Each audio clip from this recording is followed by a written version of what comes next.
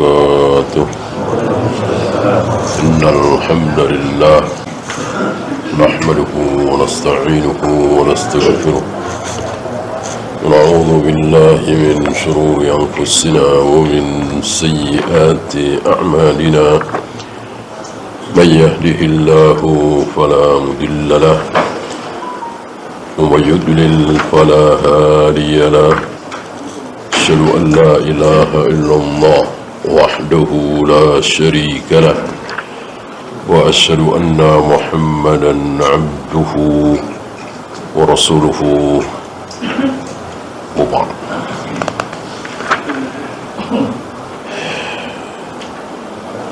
Kita sampai ahlu sunnah wal jamaah tidak pernah mentakyif sifat-sifat Allah. Ini bukan berarti sifat Allah nggak ada takyifnya, nggak ada kaifiyahnya. Ada, pasti. Cara Allah bersemayam itu seperti apa? Ada. Cara Allah turun ke langit dunia seperti apa? Ada. Tapi kita tidak mungkin tahu. Gitu. Bukan nggak ada caranya, nggak ada kaifiyahnya, keliru. Ada. Cuman tidak ada yang tahu. Hatta Nabi alaihi salatu wassalam. Kalau beliau tahu, berarti ini ilmu besar, tentu beliau sampaikan.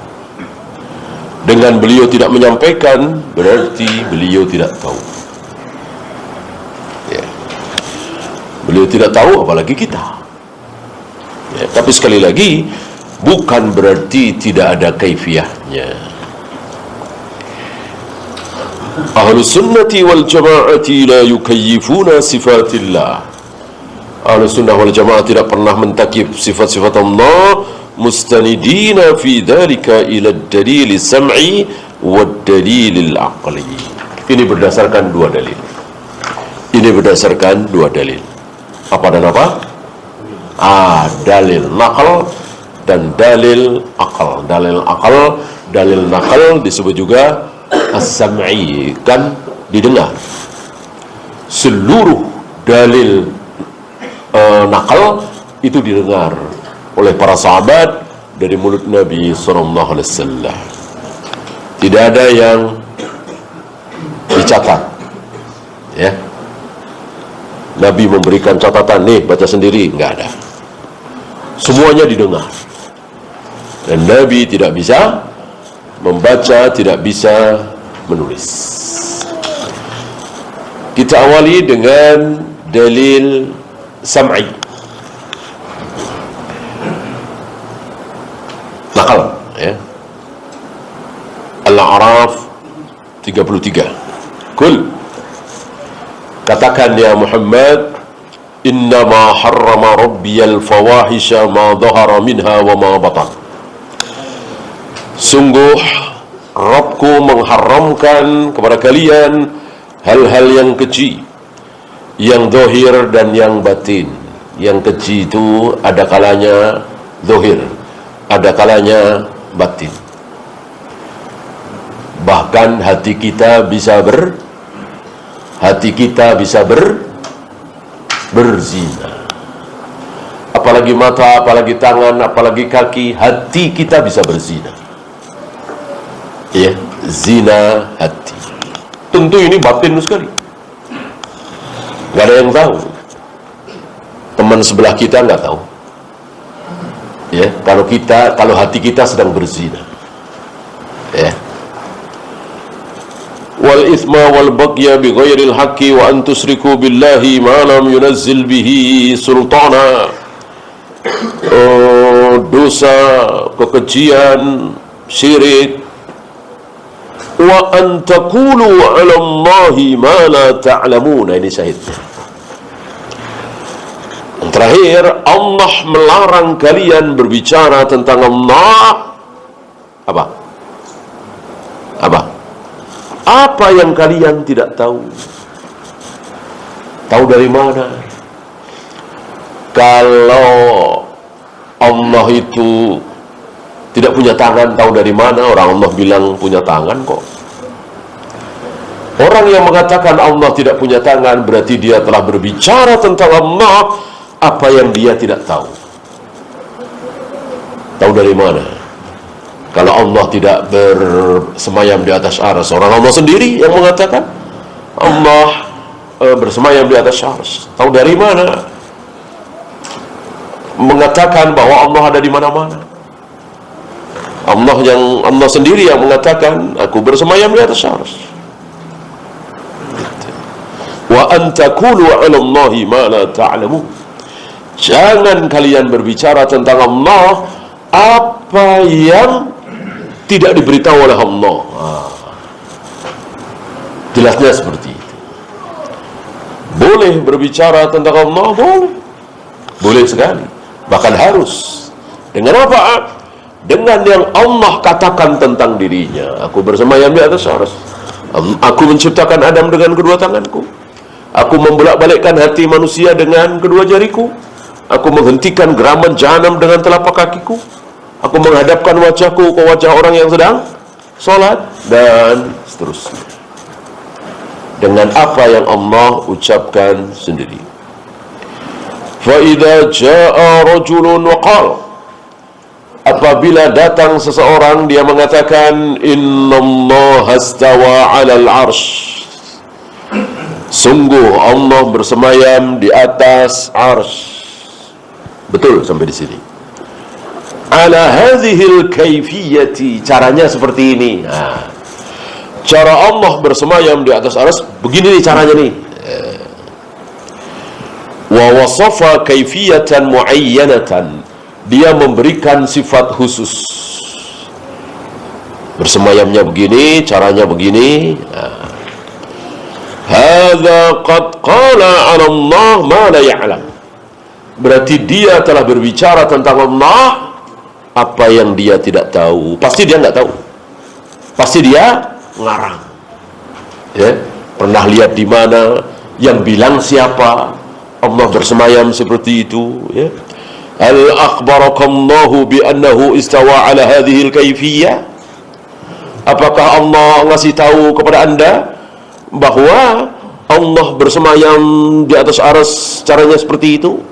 Tentu tidak. Yang dikhabarkan oleh Allah bahwa aku bersemayam, titik. Seperti apa? Tidak ada. Maka muncul kebohongan besar atas nama Syekhul Islam Ibn Taimiyah. Kebohongan ini disebarkan oleh seorang pengembara muslim. Kalau pengembara kafir kan siapa itu? Columbus, ya. Katanya mengelilingi dunia. Itu. Katanya mereka mengatakan dialah penemu bahwa bumi itu bulat karena berlayar terus ke barat sampai ke timur. Itu kan Columbus berapa? 1800 sekian, ya. Nah, ini jauh sebelumnya. Ibnu Battuta. Ini kan sezaman dengan Syekhul Islam. Ya, 700 tahun yang lalu kira-kira. Bahkan khabarnya kan sampai ke Sumatera. Nah, Ibnu Battuta menulis dalam salah satu tulisannya, ketika aku sampai ke Syam, masuk masjid, di situ Ibnu Taimiyah berkhutbah. Kemudian dia mencontohkan bahwa Allah turun ke langit dunia seperti aku turun dari mimbarku ini. Ya, ini kebohongan besar atas nama Syekhul Islam Ibn Taimiyah. Tidak ada satupun tulisan beliau yang mengatakan seperti itu. Di samping itu, ketika Ibnu Battuta sampai ke Syam, Syekhul Islam sedang di penjara. Maka nampak kebohongannya. Ya. Yang jelas tidak ada Syekhul Islam mengatakan seperti itu. Takyif, membikin kaifiyah bagaimana cara Allah turun ke langit dunia. Beliau sama dengan Imam Syafi'i, Imam Bukhari, Imam Malik dan seterusnya dalam masalah akidah dan manhaj. Dan begitulah berita bohong. Ya. Apa bedanya akidahnya, manhajnya, tauhidnya Syekhul Islam Ibn Taimiyah dengan Imam Syafi'i, Imam Malik, Abu Hanifah, para sahabat? Nggak ada bedanya. Tapi di mata orang-orang awam, terutama kaum muslimin di negeri kita ini, luar biasa. Mereka begitu cinta kepada Imam Syafi'i, Imam Malik dan seterusnya, tapi begitu benci kepada Syekhul Islam. Padahal nggak ada bedanya dalam masalah akidah, tauhid, manhaj, bahkan fikih. Kalau toh berbeda satu dua, ya nggak usah beliau dengan Imam Syafi'i, Imam Syafi'i dengan Imam Malik, Imam Syafi'i dengan Imam Ahmad, tentu ada perbedaan. Bahkan dimulai perbedaan masalah fikih dimulai dari zaman sahabat. Contohnya, sebagian sahabat salat asar di perjalanan, sebagian sahabat salat asar di benteng Bani Quraidah. Padahal perintahnya sama. Jangan kalian salat, perintah dari Nabi sama. Setelah ini kan selesai perang Ahzab ya. Setelah ini kita langsung ke Bani Quraidah, kita kepung bentengnya. Jangan kalian salat asar kecuali di sana. Gitu. Jangan kalian salat asar kecuali di benteng Bani Quraidah. Menanggapi perintah Nabi ini berselisih para sahabat. Ada yang mengatakan apapun yang terjadi kita sholat asar di Bani Quraidah walaupun sudah maghrib. Sebagian sahabat mengatakan tidak, maksud Nabi bukan itu. Maksudnya kita suruh cepat lari agar sampai Bani Quraidah belum maghrib, sholat asar di sana. Nah, berhubung di sini sebentar lagi maghrib, nggak mungkin keburu. Ya sudah, kita sholat di sini. Ya, berselisih kan? Masalah fikih tentu berselisih. Adapun akidah, manhaj, tauhid, tidak ada perselisihan antara Syekhul Islam dengan Imam Syafi'i, Imam Bukhari, Imam Malik dan lain-lain. Tapi begitulah kebohongan. Terus ditelan. Dan mending cuma ditelan. Diwariskan. Ya. Kaum muslimin, terutama para tokoh, para guru yang terkena syubhat di negeri kita ini akan menyampaikan kepada murid-muridnya, akan menyampaikan kepada anak-anaknya, cucu-cucunya, bahwa Ibnu Taimiyah itu begini. Dijelek-jelekin. Nah, muridnya terima apa aja. Sampaikan lagi kepada, itulah sampai hari ini. Ini bahayanya berita bohong. Sangat berbahaya.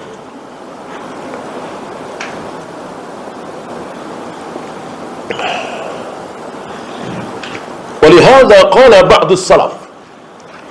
Oleh karena itu, sebagian salaf mengatakan, idza qala lakal jahmiyyu, apabila ada seorang Jahmiyah berkata kepada engkau, innallaha yanzilu ila as-sama' fa kaifa yanzil, katanya Allah turun ke langit dunia, cara turunnya bagaimana? Nah, Jahmiyah kan ini pertanyaan istifham lil inkar, pertanyaan untuk mengingkari.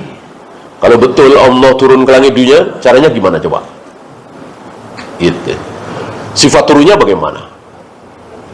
Padahal sepertiga malam ada di mana-mana. Itu. Fakul, katakan olehmu, innallaha akhbarana annahu yanzil.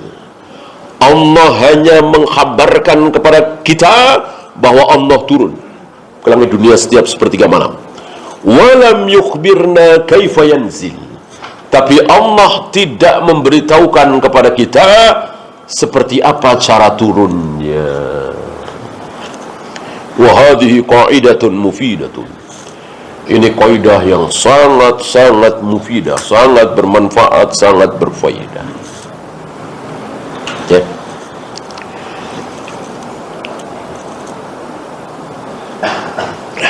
Dalil lain, masih dalil nakal. Wala taqfu ma laysa laka bihi ilm. Jangan engkau mengikuti sesuatu yang engkau tidak tahu ilmunya. Tidak tahu ilmunya maksudnya tidak tahu dalilnya, ya kan? Ilmu itu kan dalil. Ilmu itu adalah qala Allah wa qala Rasul. Imam Syafi'i mengatakan ilmu adalah haddatsana. Ilmu adalah haddatsana. Haddatsana Yahya bin Ma'in, haddatsana Ali bin Madini, haddatsana fulan, haddatsana fulan, haddatsana Rasulullah sallallahu alaihi wasallam. Itu ilmu. Ya. Adapun di luar itu kata si A, kata si B, kata si C, kata si D. Apa kata beliau? Waswas syaitan. Bisikan syaitan. Ya.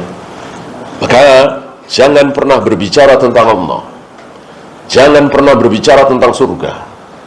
Jangan pernah berbicara tentang neraka, azab kubur, hal-hal yang gaib tanpa dalil.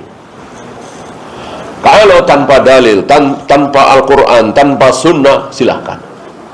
Tapi jangan berbicara tentang hal yang gaib. Berbicaralah tentang jual beli supaya laris, bangunan supaya kokoh. Nah, silahkan, boleh ngarang. Ya, itu pun kan ada pakemnya. Ngarangnya kan sudah ditemukan, gitu ya. Tetap ada pakemnya, ya, tetap ada ilmunya, walaupun ilmu itu hasil pemikiran manusia, penemuan. Gitu. Dia pelajari dulu ilmu tentang bangunan begini, mengikuti pendahulunya. Lalu dia menemukan, ada hal yang baru begini. Ya. Tanpa lelah, tanpa capek, tanpa waktu yang lama, tapi bisa kuat misalnya. Ya, tentu diawali dengan ilmu. Tapi ilmunya bukan wahyu.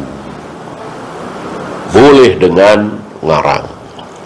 Dan hasil ngarang kan itu. Mikir, ngarang, ketemu.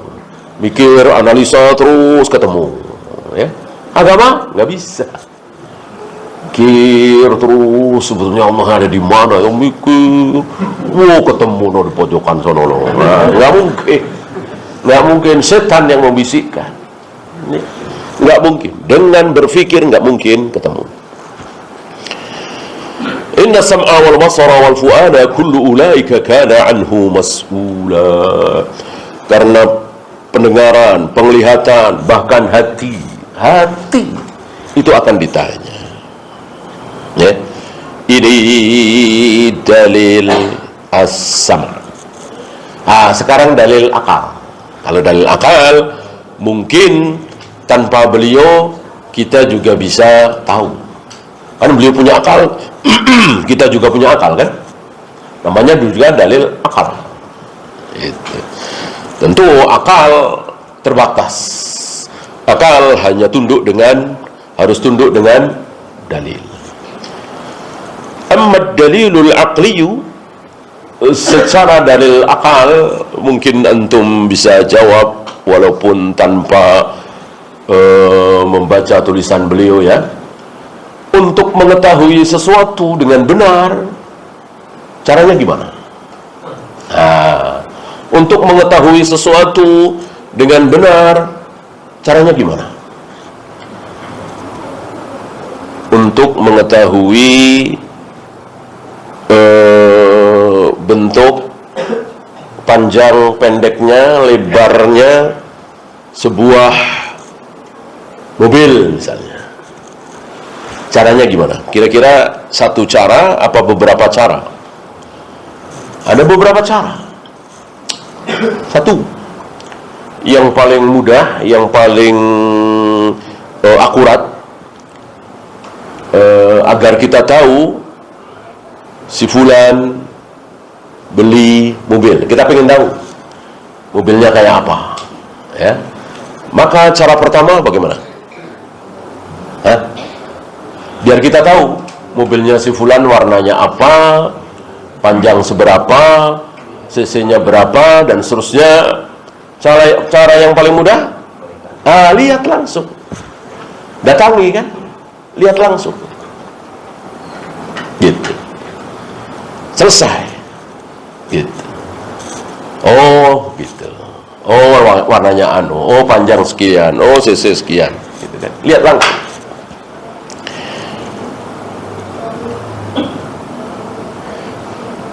Musyahadatuhu, gitu. Langsung. Cara kedua,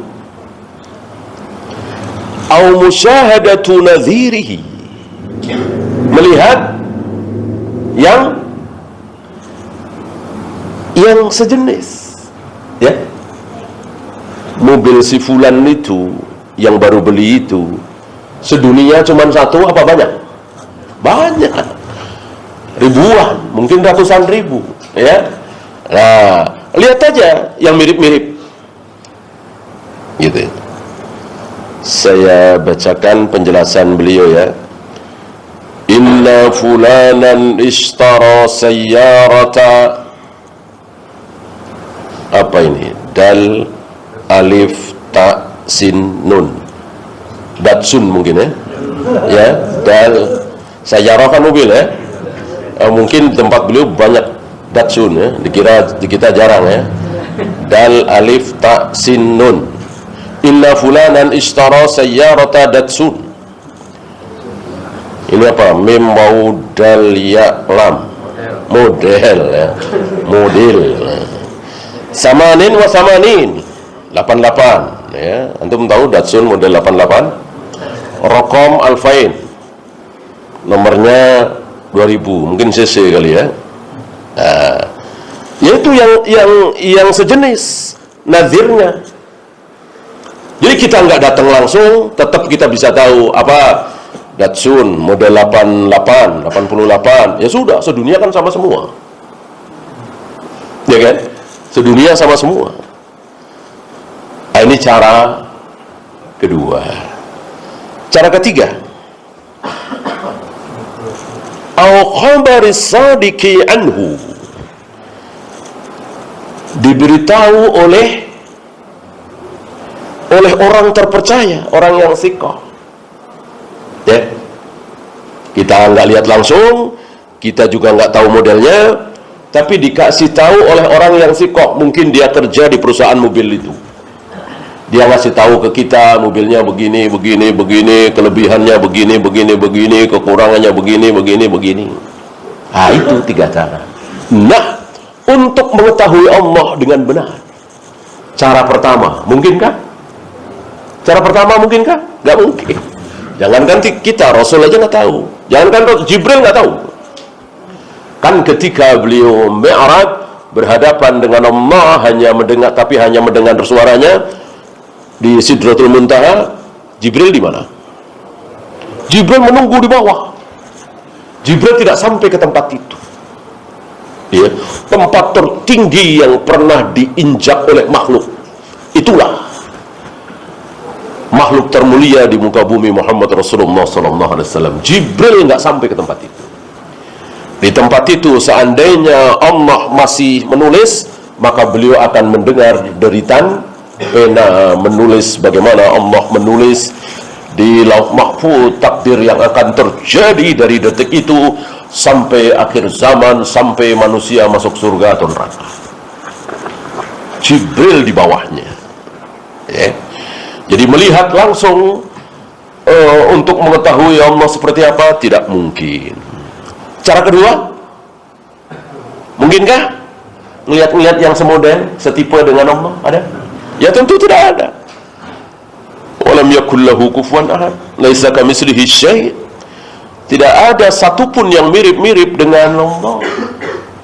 Ya, maka satu-satunya cara adalah cara ketiga, diberitahu oleh orang yang siqah, orang yang seumur hidup belum pernah bohong. Sementara manusia termulia di muka bumi setelah beliau, yaitu Nabi Ibrahim, seumur hidup berbohong 3 kali. Beliau 1 kali pun belum pernah berbohong. Maka beliau mengatakan Allah bersemayam di atas arsy, Allah menciptakan Adam dengan kedua tangannya, Allah menghadapkan wajahnya ke wajah orang yang sedang salat, Allah turun ke langit dunia setiap sepertiga malam. Tidak mungkin bohong, karena beliau jujur, siqah. Satu-satunya cara supaya kita tahu Allah itu seperti apa. Satu-satunya cara. Keterangan dari Nabi SAW. Nah, cara ini tidak ditempuh oleh Mu'tazilah, Jahmiyah, Jabariyah, Asy'ariyah, Maturidiyah. Satu-satunya yang menempuh cara ini hanya Ahlus Sunnah. Ya. Khawarij karena firqah maka tidak disebut-sebut ya. Walaupun dalam hal ini Khawarij belum menentang ya. Belum menentang.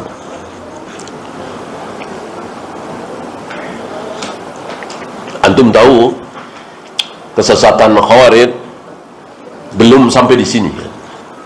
Artinya Khawarij itu tidak membahas tentang Ar-Rahmanu 'alal 'arsy istawa, ma mana'aka an tasjuda lima khalaqtu bi yadayya was samawati matwiyatun bi yamini. Ayat-ayat ini, dalil-dalil ini tidak dibahas oleh orang-orang Khawarij. Artinya ya dibiarkan apa adanya, diimani apa adanya.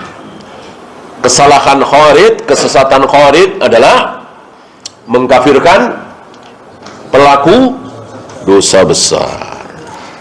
Berarti kesalahannya di manusia, kesalahannya di objeknya manusia, bukan Allah.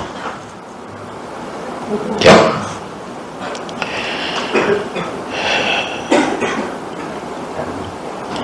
Nah, Ahlus Sunnah yang menempuh cara ketiga ini, berbicara tentang Allah, meyakini tentang sifat Allah hanya berdasarkan manusia terpercaya Muhammad Rasulullah SAW.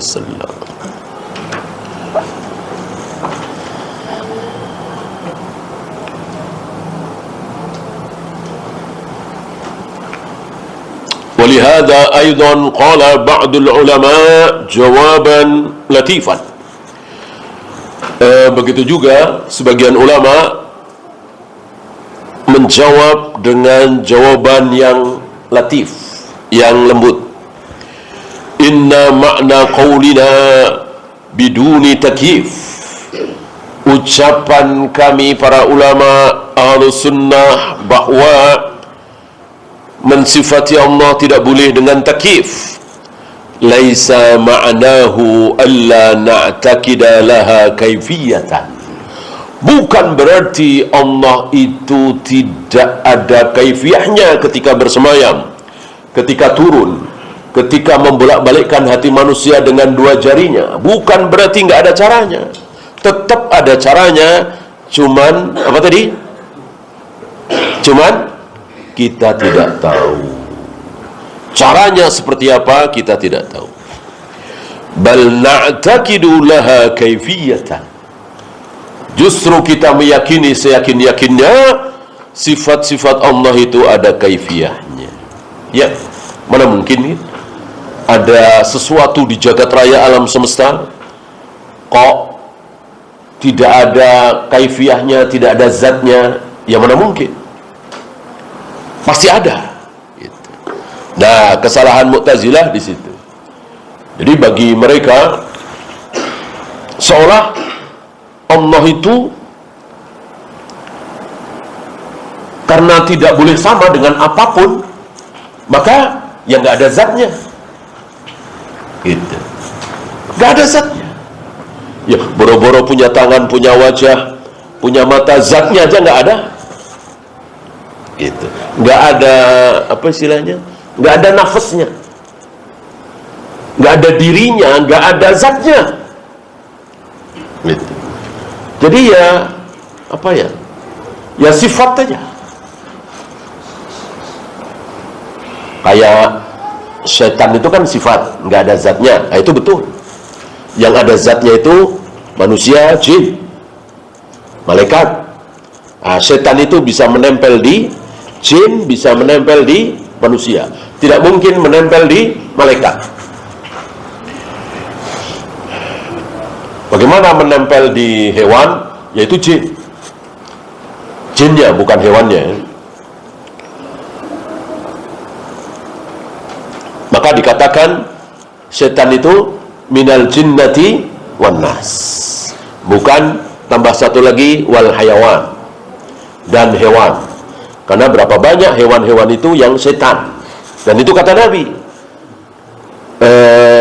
bunuhlah anjing hitam, terutama yang ada titik putih di dua titik putih di atas kedua matanya, karena dia itu adalah setan. Oh, berarti nempel di hewan? Enggak, itu jin. Maksud Nabi dia adalah setan, yang dimaksud adalah jin. Sama dengan ucapan Nabi ketika beliau tahu ada seorang anak muda yang berkelahi dengan ular besar, dua-duanya mati, dan dia pengantin baru. Maka Nabi mengatakan, jika kalian mendapati ada ular di rumah kalian, maka peringatkan selama 3 hari. Kalau 3 hari keluar, alhamdulillah. Kalau enggak, bunuh. Kenapa? Karena aku tahu ada jin-jin di Madinah ini yang sudah masuk Islam. Ucapan Nabi ada jin-jin di Madinah ini yang sudah masuk Islam membawa arti bahwa itu khusus di Madinah. Itu khusus di Madinah.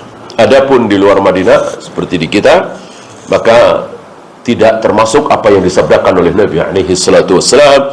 Begitu kita melihat ular, ya langsung bunuh, nggak masalah. Ya, tidak usah peringatkan 3 hari ya. Ya udah, terserah nana. 3 hari ya. 3 hari nggak ngilang, saya bunuh. Nggak usah. Kalau di Madinah ya. Ya. Dikatakan ada yang masuk Islam, berarti jin. Gitu ya.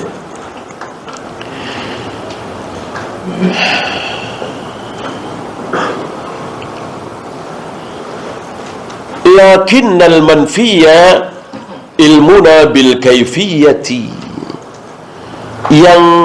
Yang tidak ada itu, yang dinafikan itu adalah kita mengetahui kaifiyahnya, itu yang ditiadakan. Ya. Nah, mereka mengatakan nggak ada kaifiyahnya. Yang pakai kaifiyah ada, tapi saya kira sedikit ya. Saya kira sedikit. Di negeri kita nggak dapati ya, bahwa Allah itu tangannya seperti ini, Allah itu matanya seperti ini, Allah itu bersemayam di atas aras caranya seperti ini. Sepertinya di negeri kita nggak kita dapati firqah seperti itu ya. Yang ada sebaliknya tadi, Mu'tazilah tadi. Mereka beranggapan bahwa seolah Allah itu tidak punya zat, tidak punya diri, tidak punya nafas. Padahal antum masih ingat barangkali ketika Nabi Isa ditanya oleh Allah kelak, betulkah engkau mengaku sebagai Tuhan, menyaingi aku wahai Isa? Dijawab oleh Nabi Isa, ta'lamu ma fi nafsi wala a'lamu ma fi nafsik. Ya Allah, engkau mengetahui apa yang ada di nafasku, sedangkan aku tidak mungkin tahu apa yang ada di nafasmu. Berarti antara Allah dengan Nabi Isa sama-sama punya nafas. Apa nafas? Diri, zat. Nabi Isa jelas ada zatnya. Semua benda di jagat raya alam semesta pasti ada zatnya. Apakah Allah ada zatnya? Iya, ucapan Nabi Isa. Kalau ucapan Nabi Isa ini salah, tidak mungkin diabadikan oleh Allah dalam Al-Quran. Ta'lamu ma fi nafsi wa la a'lamu ma fi nafsi. Berarti Allah ada nafasnya, ada zatnya. Tidak seperti hayalan sebagian orang yang mengatakan Allah itu cuma sifat, nggak ada zatnya. Maka ya nggak mungkin punya tangan, nggak mungkin punya wajah, nggak mungkin bersemayam, nggak mungkin turun, nggak mungkin menampakkan wajahnya nanti di surga. Entah berapa puluh, berapa ratus ayat hadis yang ditolak, dicoret oleh mereka. Berangkat dari keyakinan salah bahwa Allah tidak mungkin punya zat. Jelas ini sebuah kesalahan. Nuzuluhu ila sama'id dunya lahu kaifiyatun. Allah turun ke langit dunia tentu punya cara. Turunnya begini, punya cara ya. lakin la tu'lam, akan tetapi tidak diketahui caranya seperti apa. Hatta Nabi SAW beliau tidak tahu. Li'annahu ma min mawjudin illa walahu kaifiyatun. Nah, tidak mungkin ada yang mawjud, ada zat yang tidak ada kaifiyahnya. Lakinnaha qad takunu ma'lumatan wa qad takunu majhulatan. Hanya kaifiyahnya itu ada yang diketahui, ada yang tidak diketahui. Ya jangankan Allah, kaifiyahnya Jibril, sifat Jibril, Mikail dan seterusnya kita nggak ada yang tahu. Apalagi Allah. Kan gitu. Kemudian beliau membawakan kisah yang sangat terkenal tentang diri Imam Malik. Saat beliau ditanya, dan pertanyaan ini belum pernah muncul dari zaman Nabi alaihi salatu wassalam, muncul di hadapan majlis beliau, di majlis beliau Imam Malik.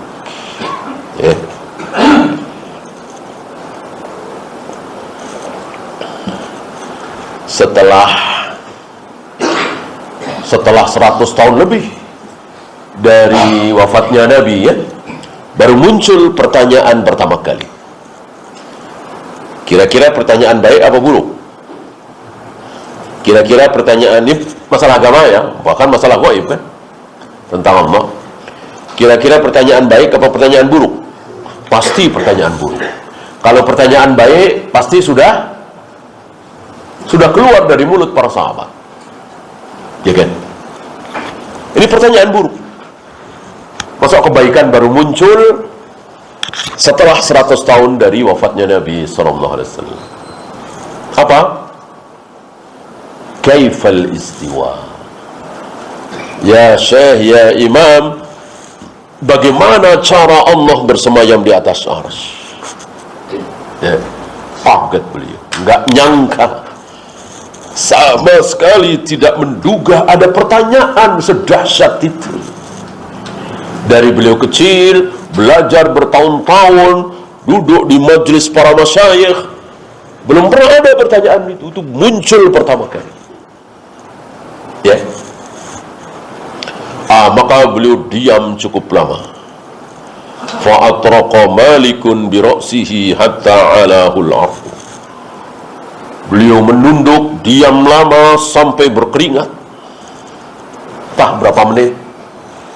Summa rafa'a ra'sahu, kemudian beliau mengangkat tangannya, mengangkat kepalanya, lalu menjawab, al-istiwa'u ghairu majhulin, bahwa istiwa itu tidak majhul, artinya semua orang tahu, ya. Tapi bertanya tentang itu bid'ah. Ya, silakan adzan dulu. Sallallahu ala Muhammadin sallallahu alaihi wasallam. Wa akhiru da'wana alhamdulillahi rabbil alamin.